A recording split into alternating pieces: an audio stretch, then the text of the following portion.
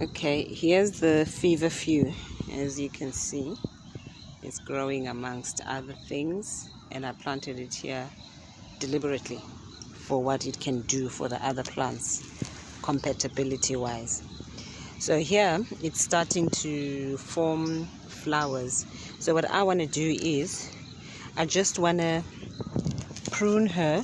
I'm just using one hand, resort her to size, give her some air to breathe, and also for her to shrub up and bushy up. And one thing what I like about feverfew is that once you have the plant, with most plants actually, you'll have it forever. You will have it forever. Yes, this might look a bit like rough and tumble, but it is not, because bear in mind, with agriculture, we have modernized it. We have made it mod. Out in the wild, there's animals, there's wildlife, and these creatures, they roam even at night, because we've got nocturnal animals and all that. And if you're a person who's been out hiking or just traveling, and you go to a conservancy or you go to a natural forest or wherever, you'll find that you'll spot plants that are doing so well, even plants that you have in your garden, and those in the wild are doing so well compared to the ones that are in your yard, and you're looking after them day in, day out. So you ask yourself a question: why? Those plants over there live naturally, grow naturally. The animals trample on them, they fight, they hibernate on them, they poop on them, they urinate on them and everything, but the plant is still standing. So what the mistake we make in our gardens is that we tend to be so over loving, so over loving, to a point of destroying our plants and not getting their desired results or consequence, because we over pamper. Look at this baby doll now. Look at her. She can breathe. Now she can breathe and do her thing. And the reason I planted it amongst foodie crops is that I like the smell. Even now, as I'm doing this, in response, it is secreting certain things. Yes, we might not see the underneath, what's happening under there, but there are things that are happening that are good for the soil and good for the plants that are around it. So here's the feverfew. 1, 2, 3, 4, 5, 6, 7, 8. So if I wanted, I could maybe take this and make a new plant. I could take this and make a new plant, or take that and make a new plant, take that, make a new plant, and leave this to grow as the mother plant. So it didn't take that long, as you can see. Unlike that clump you saw when we started.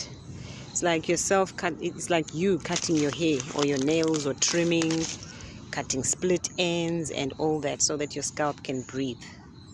It's the same thing. And now we're having lots of rains, so I anticipate that the water will go down properly. And I don't want to overweed. I want my plants to have that freedom of feeling like they're in the wild, unlike us over pampering. I think that's the philosophy with permaculture. Here, I don't know what this is. I think it's gem squash or something, or yeah, whatever it is. And then here I've got a flower, and then there's chilies, and then there's cukes or something. I'm just creating a jungle that will somehow look after itself without me giving it too much pampering. Here's another one that I did earlier, also the feverfew, a very hardy stem. Oh, the smell is beautiful. And then over here I've got beans, as you can see, because this garden is on a slope. So I'm starting with the borders. So these beans are going to be propped up. That's why the design is the way that it is. And then in between I've got my medicinal plants, flowers, and you name it. So there we are. And there's a bit of lemongrass. And here's a feverfew plant that hasn't been done anything. Yes, the garden is overgrown and everything because the weather has been a bit, on and off. Sometimes it's difficult to work in the garden because it's pouring with rain, or sometimes we have a heat wave, so you don't want to be out exposed at those times. So even here with this one, we're going to do the same thing that we did to the other one and let her grow. She is also starting to flower. If I'm not mistaken, I think feverfew is family to the daisy. Yeah, here she is. She's actually just above my knee, and I'm not the tallest tree in the forest, but yeah. So that's how I manipulate my plant, and I've got lots of these. I want to create borders with them. I love the smell, I love the look, and I love what the plant can do for me, and also what it can do for the ground, and also for the plants, the companion plants that are planted next to it. And here, as I said, you see the ground. This is sandy soil on a slope. It's not the best. But now, as I'm saying, I'm just doing, jungle planting, regenerative, simple and close to nature kind of thing. These are lima beans that I've started propping up. I just want a jungle. I just want a food jungle, food, flowers, whatever that is growable. And over here we've got the calabash. At first I used to be so finicky and prim proper, and now I just I follow nature. I just follow the cue of nature.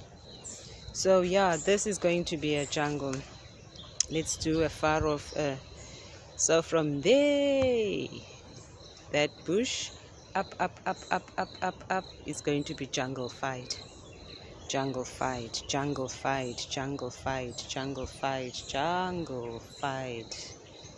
And once these plants are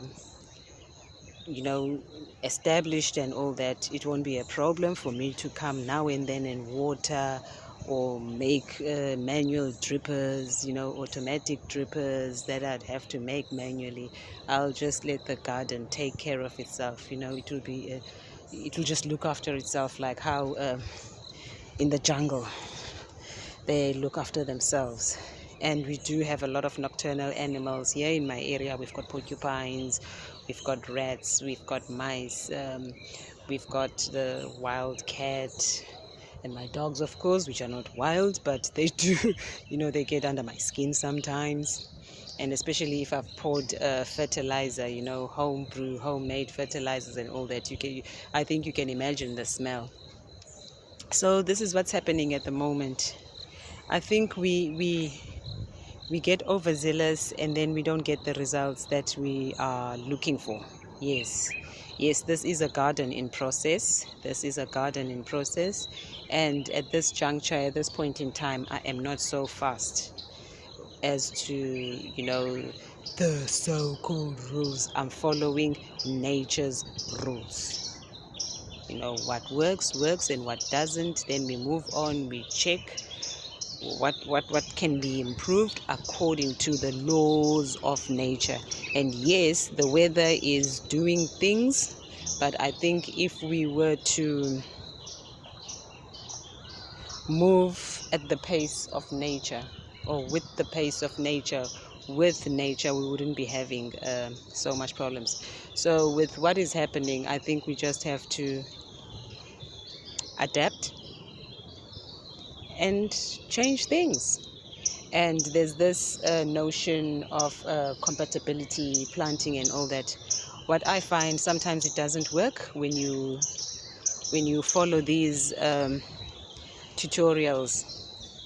I believe in doing and then making my own study and proving. And because there's a lot involved with plants, it's the physiology or the anatomy of the plant, the roots, the leaves, the secretions. There's a lot involved. There is a lot involved. So I think one just has to get on and get busy and get them hands dirty and just do it.